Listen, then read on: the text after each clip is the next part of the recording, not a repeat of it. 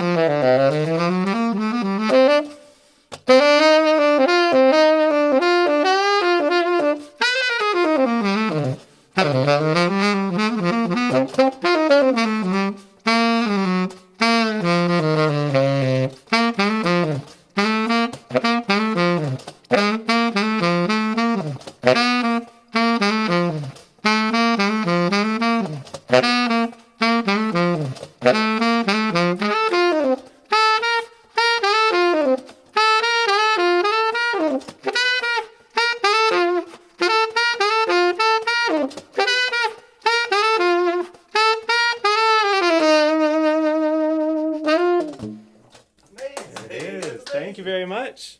Hey, you said he really had the bebop down. Is that what you said? Yes. What does that mean, and can you give me an example of it? Absolutely, yeah. So bebop is a jazz style that really started with one of the most influential musicians of all time, Charlie Parker. And he really pioneered bebop language alongside some others. And that it started in the 30s and 40s, if I remember correctly.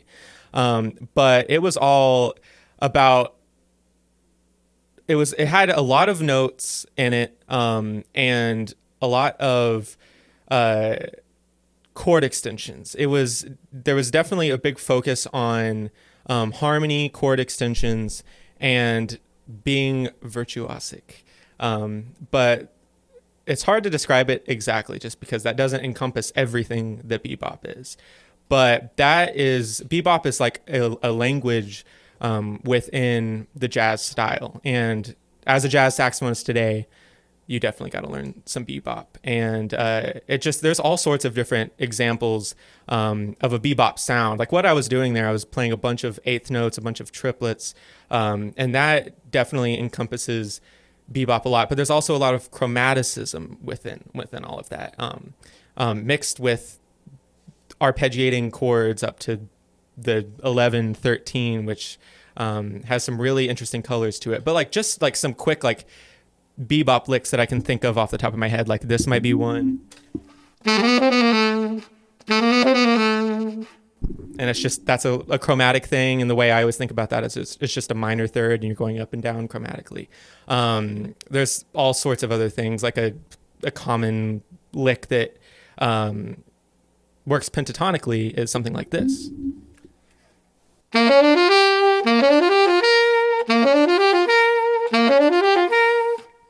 That specifically you can find in like, I mean, it's found in all sorts of jazz recordings, but one in particular is Sandu, and that is what makes up the melody in that song. But there's countless examples of the jazz language, and it really takes a long time of listening to bebop to really understand that. But it heavily informs the stuff that I play today. What kind of breath work do you have to do? Because like when you were playing, man, like I mean, you just kept blowing. So how do you train yourself to do that kind of stuff? Well, it's nowadays I don't even think about it anymore. It's really just a matter of playing saxophone every day. Sometimes I will find myself not having enough breath support, and that is when I do want to work on it.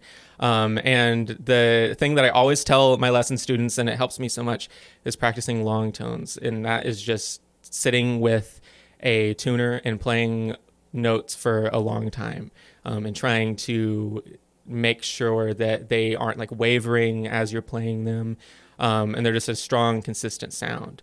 And that is a very tedious process because you're just sitting there doing nothing but playing a note. It's kind of meditative, honestly.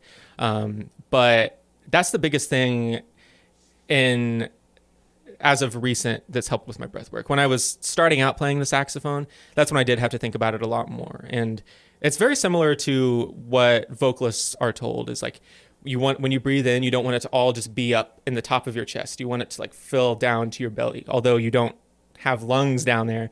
But you don't want it to be up here. You want it to be down here. And that really helps you playing the saxophone or any wind instrument with having enough breath support to play all of these notes. But now especially then, I was not thinking about breathing at all. It just happens. like when you play now, you don't think about breathing. It's just kind of how you do. Exactly. Unless there's like, if I'm playing something specific where I have to hold a long note for a long time, that's when I am thinking about breathing.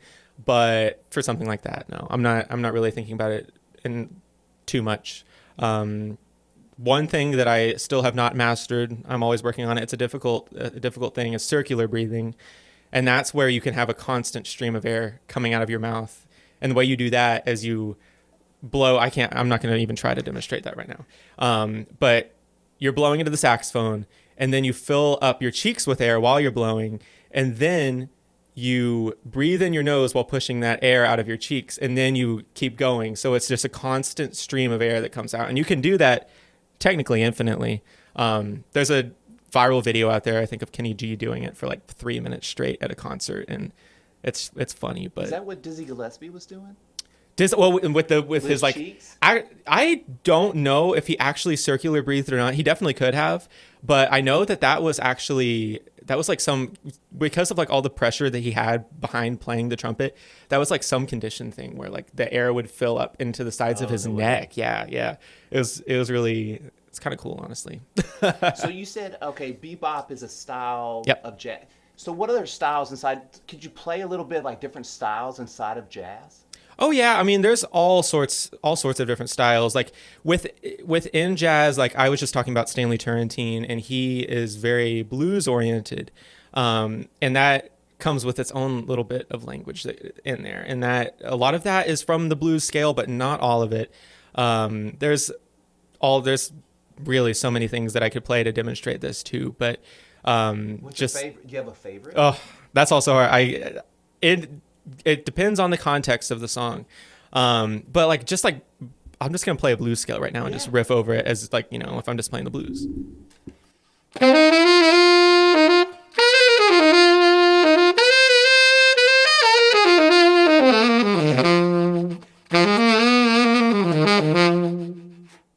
Yeah, and that's just a blues scale, a minor blues scale.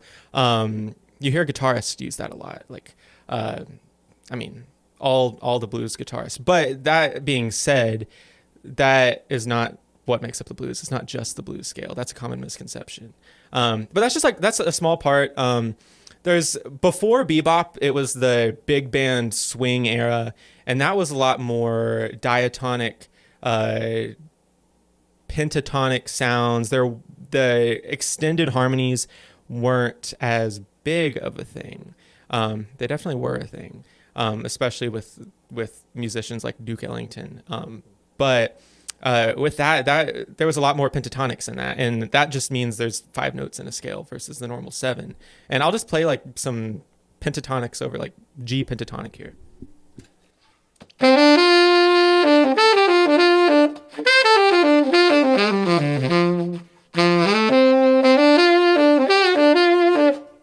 And I also was mixing in just like some of the blues feel in there, and it sounded honestly pretty similar to what I was just demonstrating with the blues scale, but it was completely different notes. So it is just interesting, all the crossover that happens with that. After all this time, how does when you play the saxophone, how does it make you feel? It makes me feel so happy. I love picking up the saxophone every day, and I know that is the right thing. That saxophone is the right thing for me to be doing. Just because, I am excited to pick it up every day. I'm always excited to play it. The hardest part of playing the saxophone every day is just putting it together and taking it out of the case, because there's 5 or 6 things that I got to put together. But that's the only thing that stops me. Once it's put together, I just want to play for hours, honestly. And it's I just have a great time doing it. I'm grateful that I get to play saxophone for hours every day. Tell me about the saxophone you have right there. So yeah, this saxophone, this is a tenor saxophone. Specifically, it is a Yamaha YTS 82Z, also known as the Custom Z. And it actually looks pretty old. You might think it looks old. It's only about 5 years old, just because it doesn't have a lacquer on it. Most saxophones have a lacquer that makes them shiny. But this is just raw brass. So I got it and it looks shiny, but over the course of a month or so, it turned into this, just with a natural patina that has developed over it. Did you know over time. Did you know that was going to happen? Yeah, I did. I did. Actually, when I got it, I was surprised that it was shiny. I thought it was going to come like this, but it came shiny, and I was like, is this actually unlacquered? But yeah, it is. And the only reason I did that is it just has a certain sound quality to it. Some people prefer the sound quality of lacquer on saxophone.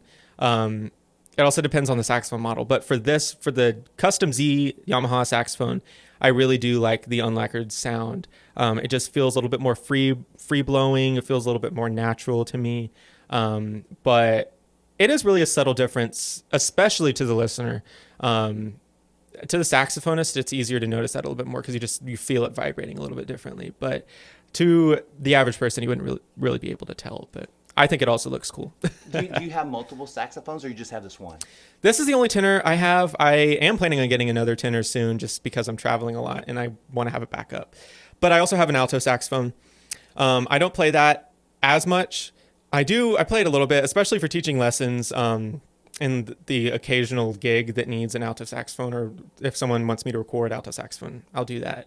But I don't touch that one as much. That one is a Cannonball Vintage Reborn series alto sax, and that is also a relatively new sax, but I absolutely love it. It does me well. But tenor is the sound that's in my head. That's why I stick with this one. Okay, this might be a silly question. It sounds like a saxophone. Does it sound the most like a saxophone? Like to the novice person, it sounds like a saxophone. Like, what is a alto, or you said a alto saxophone? What does that sound like? So that it's just higher. That's all it is. Yeah, It's just like voices. Like a soprano is really high, alto is a little bit lower, tenor is a little bit lower, and then there's like bass. But with saxophones, there's a lot of different types of saxophones, but the 4 most common are soprano, alto, tenor, and bari, which is baritone. And it's hard to say like what everybody thinks of as a saxophone.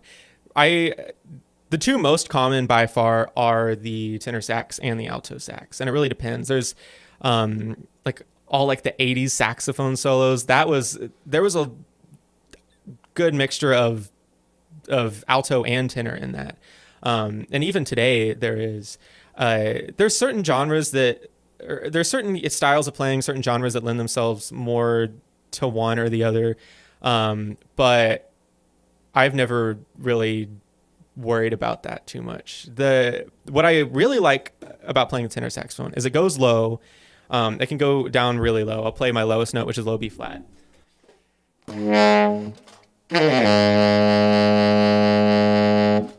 It didn't speak because I didn't warm up today. But yeah, so that's a low B flat right there. And then the highest note it's designed to play is a high F sharp. So that's the highest note it's designed to play. But with a concept called overtones, you can play altissimo notes, which are notes that are higher than the saxophone was designed to play. And you can technically go infinitely high with that. I usually cap out around high D, but I'll play some altissimo for you here.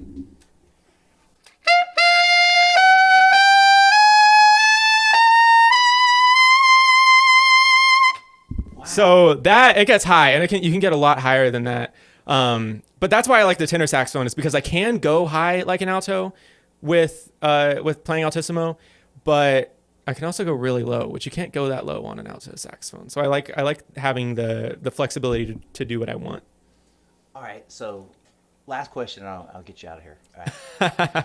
So you were talking about like famous like 80s saxophone riffs, yes. right? Do you know any of them? I'm just curious. Like, what are some of those most famous ones? Well, like, there's like, everybody always talks about Careless Whisper. I haven't played that one in a while, so I'm not even going to try to. Fair. What are some others? Like, one that has always been my favorite. This might be like late 70s, actually. I can't play this one either, but the saxophone solo on Urgent by Foreigner. Oh, yeah. That is so good. And if I remember correctly, I think that is tenor saxophone, and they go high on that. They're really playing some altissimo on that. I am not even going to attempt to try to play that right now. But I can't think of any like off the top of my head that I'd be able to play. I know there are some. What genre of music do you listen to the most, like to get inspiration and stuff like that? That's a great question. I listen to all sorts of music. Up until about a year and a half ago, I almost exclusively listened to jazz. And that really was just like as I was really growing the most as a saxophonist, and I was just really absorbing all of that musical language. And I still listen to jazz quite a bit now, but especially with all the social media stuff that I do, I listen to everything. Current pop, rock from all sorts of decades, R&B, blues. I definitely listen to a lot of music now. Do you feel like it makes you a better saxophonist? I think so. I definitely think so. I think there's a lot of saxophonists and just musicians out there in general that don't listen to music outside of their genre very much.